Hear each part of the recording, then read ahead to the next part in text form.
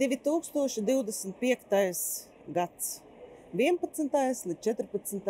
jūnijas, 10. ārstu kongress. 4 dienas kolēģi no visas pasaules runā par aktualitātēm, kas skar mūs katru individuāli, gan kā speciālistu, gan kā pacientu, gan arī vienkārši kā cilvēku. Darbs ir ieguldīts milzīgs.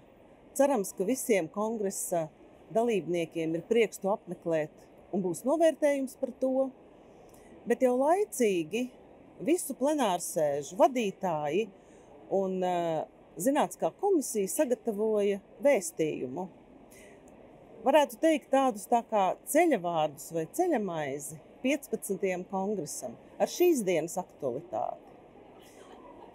Man ir tas gods nolasīt šo vēstījumu kā vēsturisko liecību, ko pēc tam izlasīs un par to domās un runās un atcerēsies. Tātad 10. ārstu kongress un vēstījums 15. Pauls Stradiņš sakot, medicīna ir amats, zinātne un māksla, aicināja respektēt kopsakarības, būt tik daudzpusīgiem un vienlaicīgi radošiem savā profesijā un arī pacientu uzlūkot kā cilvēku, nevis kā slimību. Mūsdienu terminoloģijā runājot, lietot biopsihosociālu pieeju. 1988. gada 16. septembrī Rīgas Latviešu biedrības namā viens no Latvijas ārstu biedrības dibinātājiem profesors Ilmārs Lazovskis aicināja gens una sumus. Tātad mēs esam viena cilts. Tas 1989. gadā bija arī pirmās vispasaules latviešu ārstu kongresa vadmotīvs. Un arī šodien, 10. Latvijas ārstu kongresā, mēs jūtam, ka esam viena cilts. Ir svarīgi zināt un just, no kurienes mēs esam cēlušies, un saprast, uz kurienu mēs dodamies. Mēs ārsti cauri laikiem visi pildām savu kopējo darbu un pienākumu, kura moto un lozungs ir salus aegrotis suprema lex. Pacienta veselība ir augstākais likums. Šis mūsu kopējās zināšanas, prasmes, pieredze nav katra personiskais privātu īpašums, bet visu kopējā kompetences bagātība, kura pielietojama dažādās sabiedrības situācijās. Tā skaitā arī krīzēs, kāda ir šobrīd. Gribētos gan cerēt, ka militārās medicīnas tēma šajā laikā būs zaudējusi savu pašreizējo aktualitāti. Mums visiem būs būt kā tiltam, kas savieno dažādas paudzes cauri laikiem ar šo mūsu kopējo kompetences bagātību, kuru kuplinam, papildinam, uzlabojam un nododam tālāk.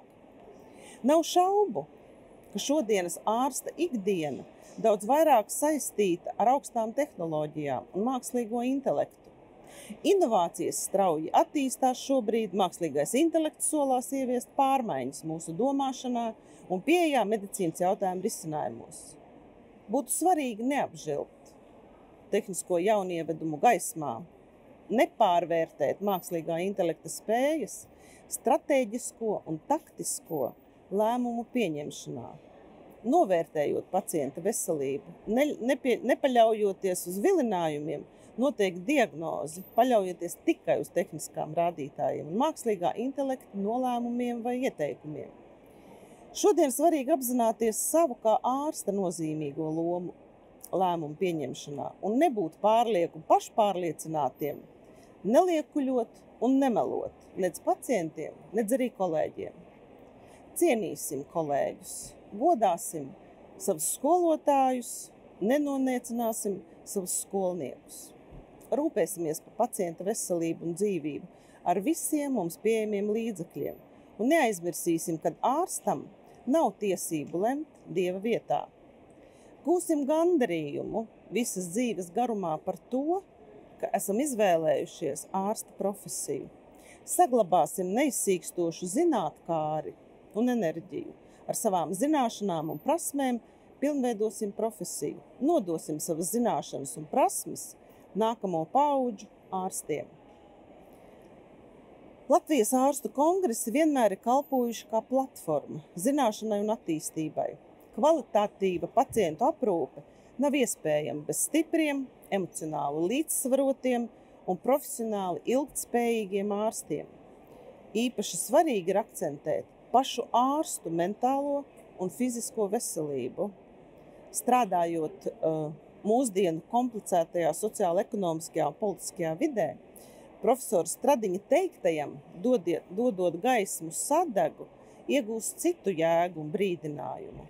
Neizdegt.